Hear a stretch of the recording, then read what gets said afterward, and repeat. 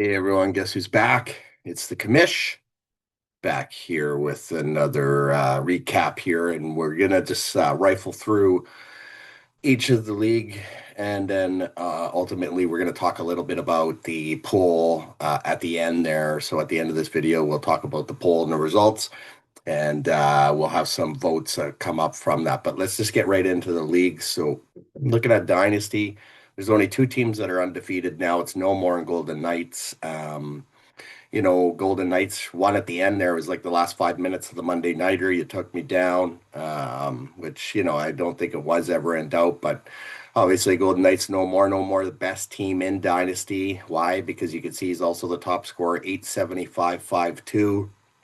Then you got two top scoring teams in that Canadian division with Orion and Adrian coming in at 2-3. By far the worst team in Dynasty, and I'm a little disappointed because I had Deuce actually doing fairly well this year. 540 points is an embarrassment compared to the rest of the league. And I'm sure for Deuce, it's been a really tough start. You can see him and Silver Bullets are the only teams without a win. Silver Bullets got screwed over in terms of where he was drafting. I think Deuce, you got late in one of the drafts as well. So that's obviously affected you a little bit. Um, yeah, the only close game really was Knights beating me there at the end. You can see the division winners. Right now it's Cowichan, Finito, No More, and Golden Knights, as you guys all know in this format. Hopefully, that division winners, of course, get to win money and their basically prize back or entry fee back. So, yeah, it's been a good start. I think it's pretty competitive. The Canadian division and the international division look super competitive. All the divisions look really competitive. I just think the American division definitely looks the weakest, and you can see that with Forever Rebuild and Deuce Bombers being two of the lowest scoring teams, or they are the two lowest scoring teams in the league.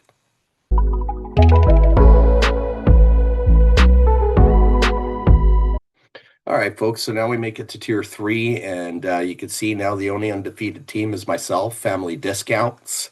I did pick myself to win the league this year, so obviously off to a good start there. I'm also the top scoring team, 881.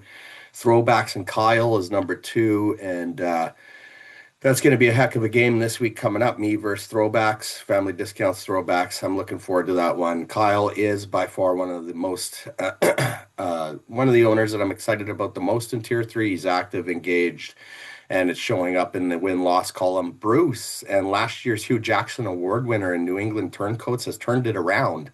As you can see, he's the third top scoring team in Tier 3. So he's definitely made a change in how he's approached things this year.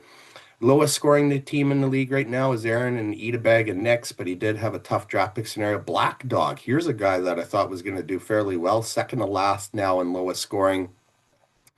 And then unfortunately, LOC veteran Bree is the next lowest scoring team. Family Discounts, New England Turncoats, and Throwbacks are your division winners right now for Tier 3. If I had to look at game of the week, obviously, I think the candidates are going to be myself versus Throwbacks. I think the two top scoring teams in the league. I don't think it gets much better than that. If I had to pick another game that's going to compete for game of the week, it's going to be Hot Chuba Time Machine at 2-1, taking on My Wife is Hotter at 2-1. Two teams that I also predicted would make it up to tier two, and have honestly have proved themselves so far to do fairly well.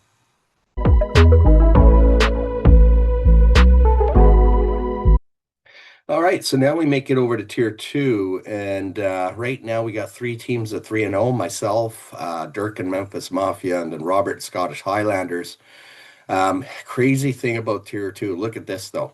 First off, what a game! Like Van Isle Echidnas comes out of nowhere. Orion, a team that we had picked to maybe be a Hugh Jackson Award winner candidate. We can't say that now. He's second highest scoring team in Dynasty, third highest scoring team in Tier 2 now, even though he's 1 and 2. He beat Purple Unis 320.3 to 320.25. It doesn't get much better than that, folks, much closer than that. Stat corrections might come into play here, but look at Purple Unis. 925.44 points, but 1 and 2 on the year. Unbelievable. A team that's averaging just over 308 per game is 1 and 2. It's unbelievable to think about. Super bad luck for Ann there. And you can see I'm the second high scoring team, then Orion. So I'm 3-0. The other two teams that are high scoring are 1-2. Lowest scoring, again, it's the American divisions that have struggled in this format. Mr. Irrelevant definitely does look irrelevant. He's been setting a lineup now, which is great, but the just not. I mean, a lot of guys that could be added on waivers if you look at his bench, guys that aren't even on teams. So, Mr. Irrelevant, I don't know if he's competitive enough for this format. To be honest, you have to be active. Morning, Chuba or Chuba, whatever you want to say. I had high hopes for you this year, Justin. Those hopes have been dashed. You're second worst, lowest scoring team in this league, and the biscuits and gravy. Even though you're 2-1, you've snuck out a couple wins, obviously, because you're the third lowest scoring team. And when I look at 0-3 teams, Morning Chuba, Mr. Irrelevant, No Hawk Tua, you do not want to be in that category. Those are teams that could very well drop to tier three, and you better start getting on the winning column here soon. Division winners are myself. I was last year's tier two champion as well, so I guess I'm defending the title here in this league. Silver Bullets, who I've always been high on. Actually, you're not the division winner now. That's a typo. It's Jordan McLovin because Jordan McLovin beat you this week, so he actually wins the tiebreak. So my apologies to you, Jonathan. You are the division winner right now, and then Scottish Highlanders and Memphis Mafia. So huge win for McLovin at two there against Silver Bullets in that other CDN Division Two.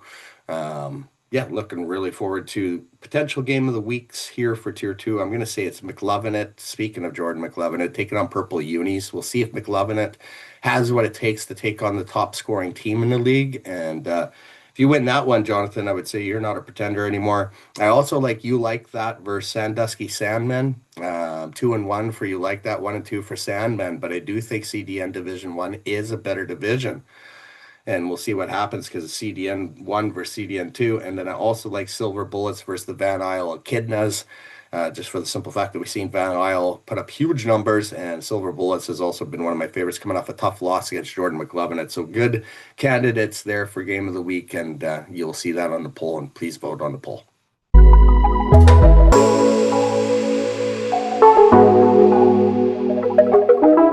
All right, folks. Lastly, we've made it to tier one, and I do like to get deep into tier one, obviously, as you guys know. But as you can see, we do have four teams that are 3-0. Brian at the 12th man, Kalen the Mother Tucker, Finn and Finito, and Stuart and Sky Blue Army. Top scoring team right now happens to be Brian at 771, followed by Finn at 749, and Kalenji at 743. Lowest scoring team, a retired team.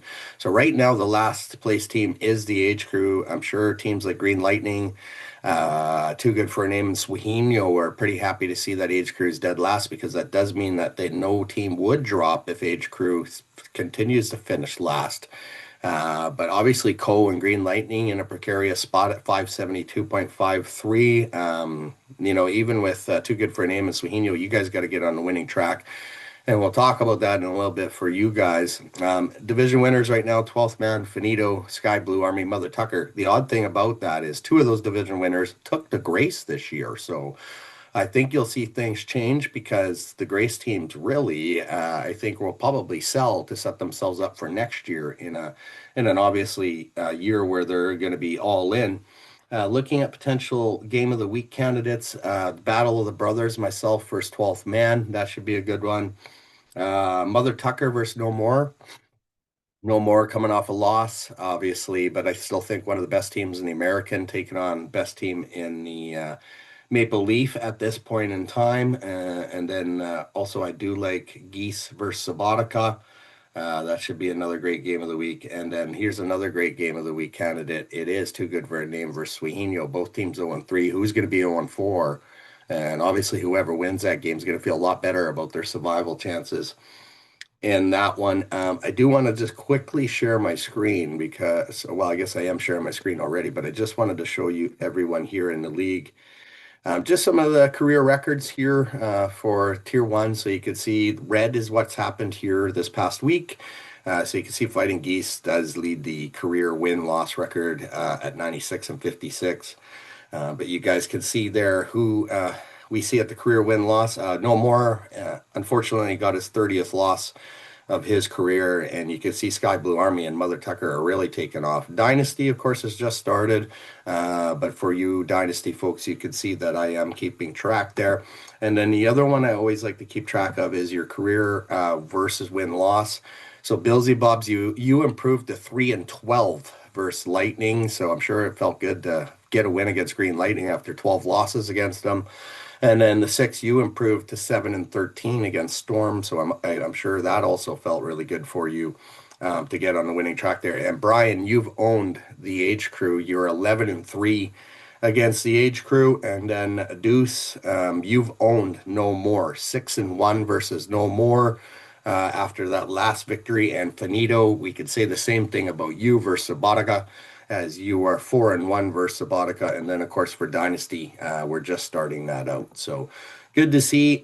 So now to end the show, I guess you could say, is I do want to talk about the poll. So in tier three, there was 9 votes. 3 owners said the experience is a 10. 3 said an 8. 2 said a 7, and 1 said a 5. In tier 2, we had 12 votes on the poll. 3 voted 10. 3 voted 9.